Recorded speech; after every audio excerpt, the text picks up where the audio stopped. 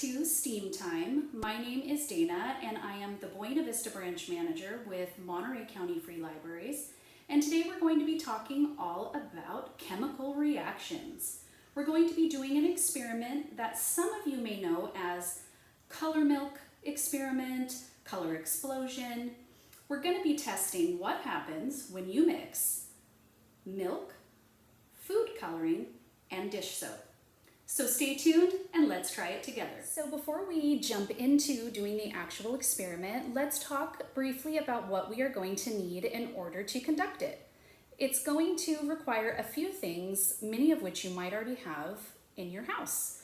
So to start with our experiment, you're going to want a dish, just a shallow dish. It can be larger than this, but you don't need anything too big.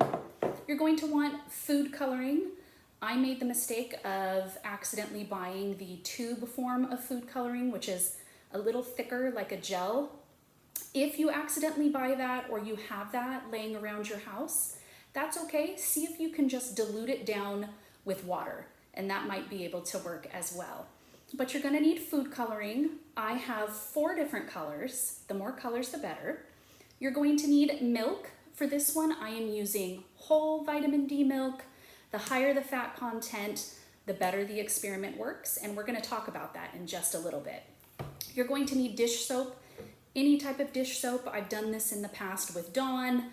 This time I'm using a more natural, so that might be another thing to do, is test different dish soaps as well and see if the reaction varies.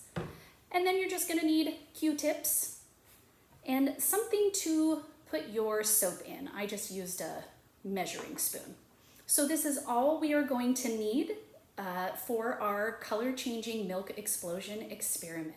Now that we have gathered all of the supplies that we're going to need for the experiment, let's talk a little bit about the science behind why it works and why we're going to get the chemical reaction that we do. So milk has tiny little molecules. They're fat molecules, and they're actually called non-polar molecules. So that's what milk is made up of. It's also made up of water and different proteins, but it also has fat molecules. So when we pour that into our dish and we add in our soap, the soap goes around and actually chases after all of those fat molecules and tries to grab onto them. And the reason that we're able to see that chemical reaction is because of the food coloring. So the food coloring helps make it visible to our eye to see what's going on. So think about this. When you have really dirty dishes, greasy dishes in your sink, you use a dish soap to break up that fat content and break up the grease. So it's almost the same concept with our milk experiment. We're going to be using soap to break up and chase after those fat molecules, and that's going to be what creates that color explosion. So let's go ahead and get started. So we're going to start by taking our milk. For this one, I'm using whole milk. You can use any milk that you have on hand, 1%, 2%, whatever you have. Just the higher the fat content, the bigger the explosion and chemical reaction you are going to get. So we're gonna take our shallow dish, we're gonna open our milk, and we're gonna pour it in. You don't need to pour a lot, about 1/4 to 1/2 inch. That should be plenty. So we're gonna sit our milk aside. And the next thing you're going to want to do is take your food coloring, and we're going to drop 4 drops. I have 4 different colors into almost a square right in the middle of our dish. So let's get started with that. So we're gonna do 1 drop of each, depending on how many colors you have. So there's a drop of blue. Let's add some red. There's red. Let's do yellow. And we're gonna use green. So that's in the middle right here. Okay, so we have our food coloring in the middle. Now we're going to take our Q-tip, and let's take a dry Q-tip first. So this one has not been put in the dish soap yet, and we're just gonna touch it into the middle and see if we notice any type of reaction. So let's go go ahead and you're just gonna touch it gently. Don't stir, try not to disturb it. But so far, no real reaction yet. So what we're gonna do is we're gonna take the other end, the clean side, we're gonna dip it into some dish soap. Go ahead and add quite a bit, stir it around, and then we're gonna take that and touch the middle again and see if we notice anything happen. So as soon as I touch down, the colors are starting to disperse.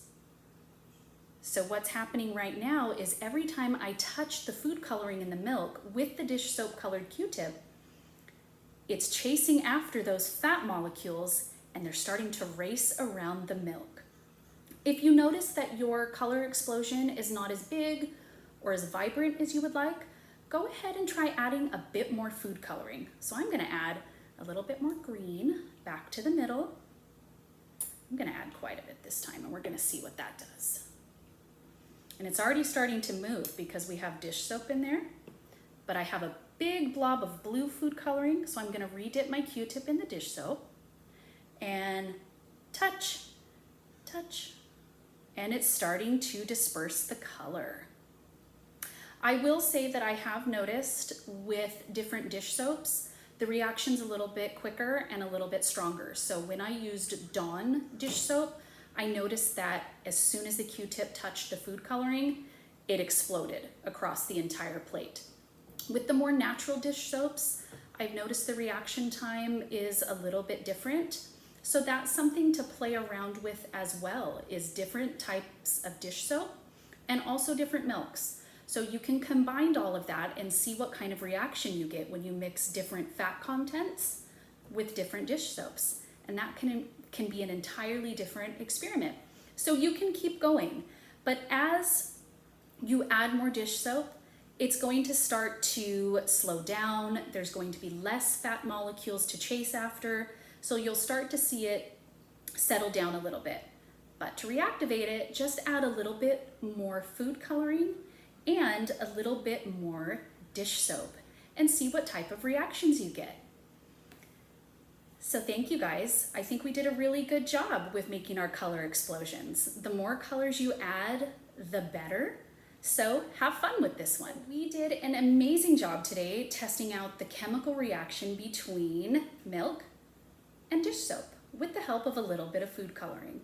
And we created a beautiful piece of artwork as well, which fits perfectly into steam. I have seen people, when they do this experiment, try taking a thicker piece of white construction paper and laying it on top and letting it dry, and then you almost get a marbled type of paper. It's really pretty. So thank you guys for joining me today, but we're not done with chemical reactions. For our next steam time, we're going to be focusing on chemical reactions part 2. But this time, we're going to test out what happens when you mix baking soda and vinegar. There might even be a little bit of glitter involved. So stay tuned for next time and join me for chemical reactions part 2. But thank you all so much for joining me today, and I hope you have fun recreating this experiment at home. I'll see you next time. Bye everyone.